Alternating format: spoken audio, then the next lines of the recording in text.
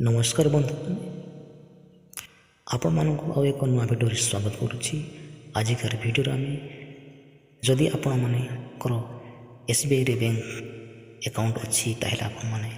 जो ATM form केमती भरबे है से विषय डिस्कस चलते भिडियो को आरंभ कर देखु फ्रेंड्स एटीएम फॉर्म यही भाव है देखु state bank of India application form for the ATM card okay तापर देखंतु इम्पोर्टेंट इंस्ट्रक्शन है आपन कैपिटल लेटर रे सब लिखिबे है जेमती नेम है ना लिखिबे तापर गुटे बॉक्स आड़ के टाइटल लिखिबे है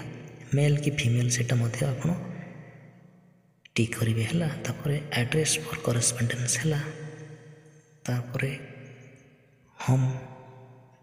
या सिटी तापर स्टेट तापर पिन कोड तापर आपनकर मोबाइल नंबर लिखिबे है तापर ईमेल तापर होचे my account on which I require ATM service है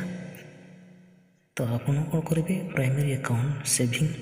से जगह आपन कि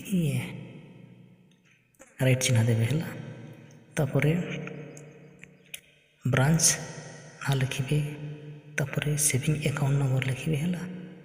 तारपर देखिबे तलको देखो एप्लिकेंट सिग्नेचर से आपन सिग्नेचर देदेवे है तापर आधार कार्ड जेरक्स तापर गोटे